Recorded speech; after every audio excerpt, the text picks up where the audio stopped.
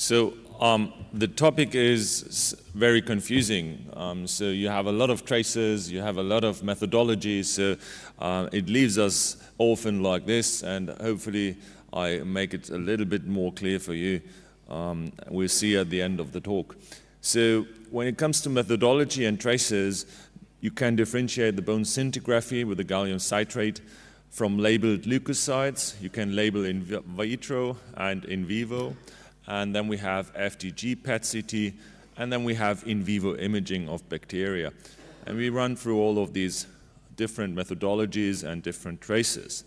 So normally everyone has come across bone scintigraphy. You use diphosphonates. Diphosphonates are normally targeted against active osteoblasts, and they accumulate the tracer in the bone mineral matrix. The problem here is that it cannot differentiate between aseptic and septic loosening. It's still the dogma of these three-phase bone scintigraphy that you have an increased tracer uptake, as you can see in the images below, in the case of infection. It's very highly sensitive, but the specificity is very low. So going to label leukocytes, there is in vitro labeling. That means you take blood from the patients, then you separate those leukocytes, then you do a labeling and re-inject it in the patient.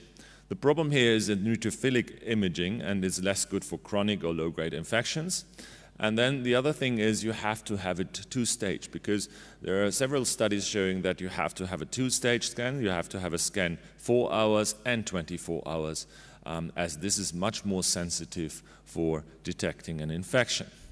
So leukocytes labeling in vitro, you can, the principle is normally that it goes to neutrophilic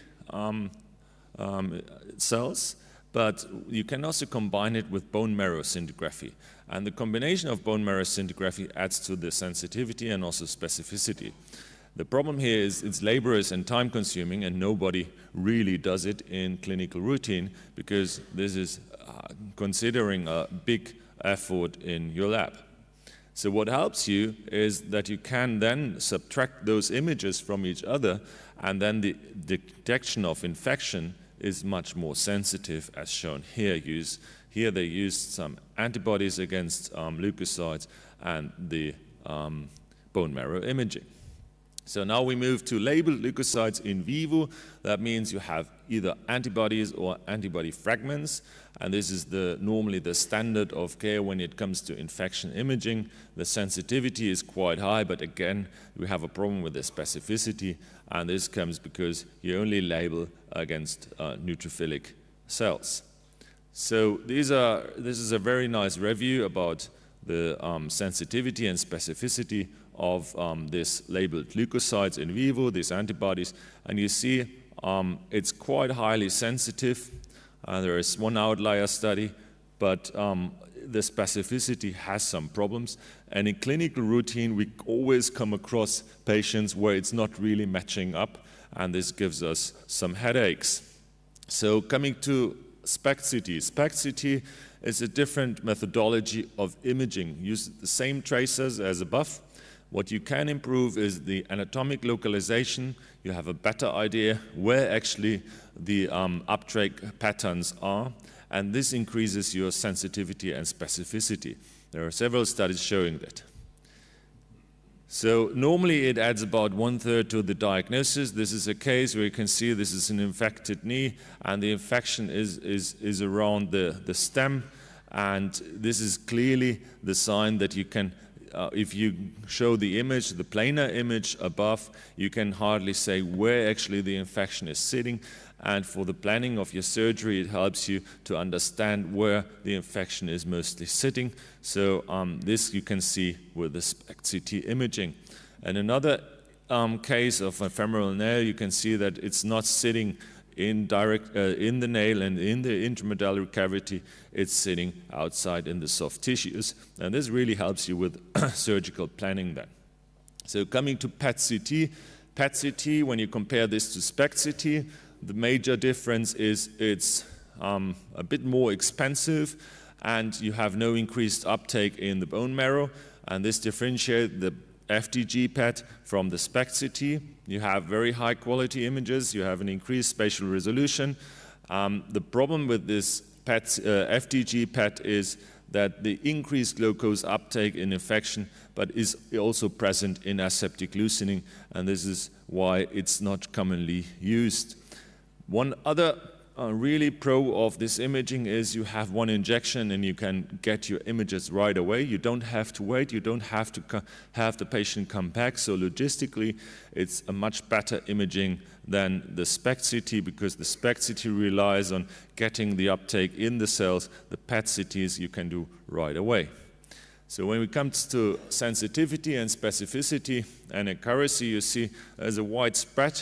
And this is a study looking at hip and knee arthroplasty patients, and you see there are some true positives, some false positives, and I think this is not the thing. It really helps us in our daily clinical routine. So when we come to all other studies looking at this, you see even a wider spread. So that shows, in particular for the specificity, we have a big problem with the FDG PET, and I wouldn't recommend it for infection imaging at the moment. So there, one last thing is in vivo imaging of bacteria. This is coming up more in the experimental setting.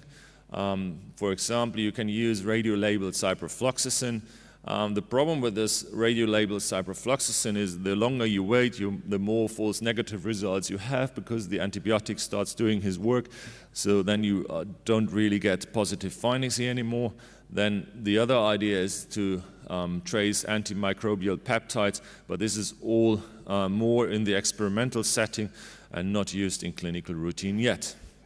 Another thing I like to mention here is that you have to have a good work with your nuclear medicine physician and your radiologist, otherwise you are kind of lost, because it's not so clear that if you see uptake there that everything is infection or not infection.